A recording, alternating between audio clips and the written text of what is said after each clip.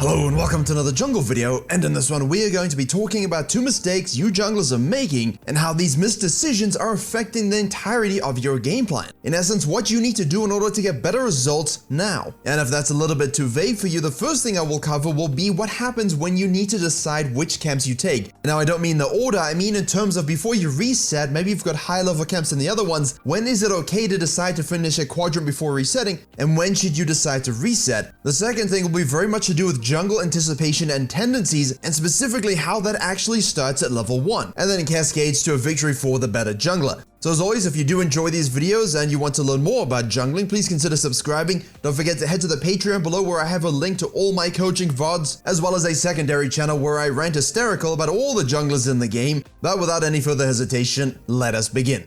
Right, some of you might remember the scenario I had in the Kayn vs Lee Sin example in a video a while back, although not a lot of people watch that video, so maybe you don't know, but what happened was that Kayn decided to do a red side clear into a mid lane gank. It was a terrible idea. The Lee Sin cut him off, forced his flash, invaded his jungle. They committed a fight over the top side crab, the Lee Sin died, and the Kayn decided, you know what, after this crab, I'm going to gank for my top laner, which he did. Then began the mind games, because even though things go well for you early, and I'm sure this happens in a lot of your games, you end up throwing, you end up losing. Well, guess what? The Kayn didn't decide to help push the Darius' lane to deny any potential gank, and he decided to reset. You would have noticed that he simply did his red side and his blue. The tier 1 Grom and the tier 1 Wolves, that means level 1 that have not been taken, are still on the map. Why did he not decide to go and take the top side quadrant? And be honest with yourselves, how many of you would have decided to go down, do the Grom and do the Wolves before you reset? Probably a fair amount of you. But let's pause this thought process right here and jump to the example that prompted this entire video. Now, at the time of this game, the Lee Sin was D1 and the Kha'Zix was D2. The Lee Sin is now Master Tier and the Kha'Zix is simply still D1. For comparison, the practices in this video will do very well in any elo if you wish to climb to this rank. At the same time, the other examples we're talking about will be Challenger, to compare you to the best. But what happens is the Lee Sin decides to go leashless. The Kha'Zix himself gets leashed. They both start on the bottom side. The benefit to this is that Lee Sin's bottom lane can straight up cheese and win the lane very early.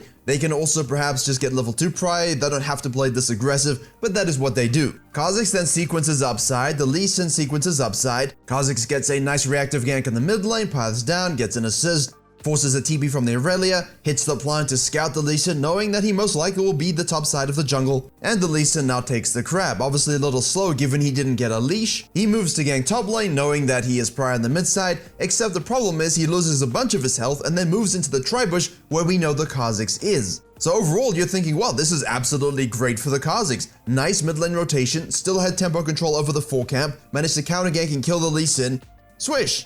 This is very much like Kayn in the first example. He doesn't go back to base though. He holds the wave and then moves down to the Krugs. The thing is, what do you know about the Lee Sin's game plan so far? He didn't get a leash, he did red, wolves, blue, Grump, scuttle. We know this because he would have shown top side with 20 CS, and the timer on his HUD in game would show that the red buff had significantly more time on it than the blue buff. You can do that, by the way. This means after his death, where is he going, ladies and gentlemen? To the bottom side. To the bottom crab. What's also on the bottom side? You're losing bottom lane because they had to leash and got cheesed. Is that your fault? No. But could we have done something, anticipated something, to stop any further bleeding? Yes, we could have. There is no reason in this case to do Krugs and Raptors. They're both tier 1 camps. You can reset, you could have synced up with the Senna if the Lee Sin was brazen enough to try and counter jungle your tier 2 camps, or you cut him off from that. You can protect your bottom lane, you can maybe counter gank if he does get into the lane, and then of course you have your second spawn Grump, your second spawn Wolves, those will be level 4. That's significantly more experience than a tier 1 Raptor camp and a tier 1 Krug camp. You're slingshotting your experience, and then you can look to, cut the map, gank mid lane, maybe counter jungle depending on what happens the bottom side. You can also simply sequence your top side camps and eventually get them to reset. The point is, don't always think of your tier 1 camps as some kind of thing you need to get off the map before you go back to the other side of the map. The Lee Sin got an absolute free gank on the bottom side. It swings the bottom lane matchup in completely the blue team's favor. Kha'Zix is now forced to stay out and run into his jungle to protect his second spawn Grump and his second spawn Wolves from being counter jungled. He resets, didn't take the Raptors because he was holding the mid lane, now heads to the top side Raptor camp, and your bottom lane is once again left all alone. You're also in the position of now losing an objective and the dragon.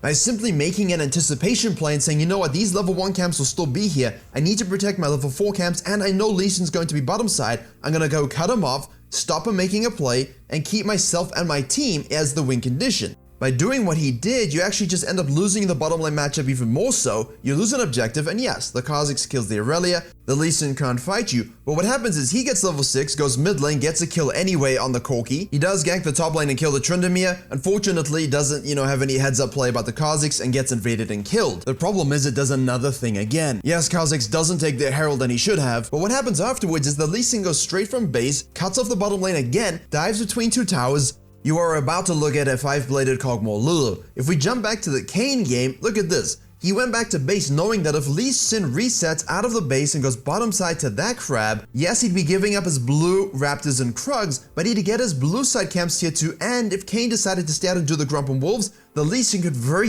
easily counter jungle a Raptor camp, counter jungle a Krug camp, and those have more experience value to the Kayn and to the Lee Sin than the topside camps. Now, because the Lee Sin rolled the dice and basically said, based on the lane states, I can afford to do red and sequence down, unfortunately for the blue team, the top laner stayed out, Lee Sin killed him, the Kayn is in position to take that crab, potentially counter jungle the Grump. If Lee Sin decides to go into the blue side jungle, the Kayn gets level 2 wolves as well. Now the Kayn can fall back to his red side, gank bottom lane, has dragon control, all because he didn't obsess over those level 1 camps. So it's not always black and white when you should take the level 1 camps and when you should not. Let's look at a reverse example where Lee Sin decided to get a leash bottom side, and Kayn starts on the top side, and what happens now with your jungle anticipation? What are you thinking about as you Lee Sin? You're obviously seeing he's going for a buff to buff clear, but why? That's because he knows the Kayn's gonna do a full clear, sequencing down, get that crab, try something bottom lane, and it's free. There's no contest. He's just able to exist and scale. This is kind of an interim between the 2 points I wanted to talk about in this video. So the Lee Sin does a buff,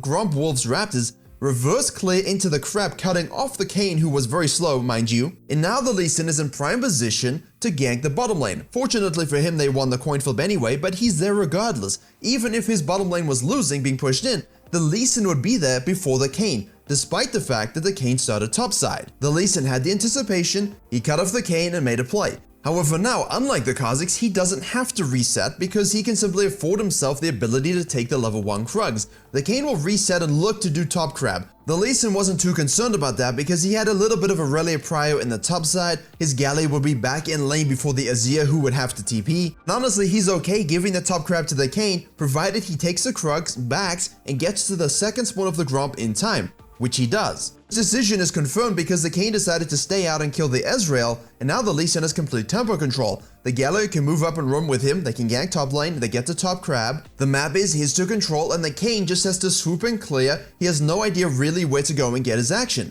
All because the Lee Sin decided, you know what, this meta, I can counter it by being a little bit aggressive, a little bit adventurous, and honestly anticipating what my jungler wants to do and preventing him from doing it. Now if we take that anticipation in terms of what do we expect every jungler to do in the games we're playing, what is the meta for the clears, what is the meta for the champions, how can we counter that by being different? I'm glad you asked, because that's the second mistake that junglers are making, and they are not doing this. The Lee Sin just did it, but what about the Rek'Sais? What happened to the Season 9 do a red side clear and gank, do a blue side clear and gank, get level 3 and gank? This pans out in multiple ways. The Rek'Sai can do a blue side clear into a bottom lane gank, which is a great example of the enemy jungler is going to look to do a 5 to 6 camp. I'm simply going to do my 3 camp on the opposite side, gank the lane before they're able to do anything, similar to the Lee Sin. Now I get crab control, I can also use that advantage to maybe cut across mid lane, gank mid lane, take the top crab. There's also a case of simply forsaking one side of your map. For example, we can simply do a red side clear, bottom lane gank. This is an absolute classic Rek'Sai strategy and it still works very well.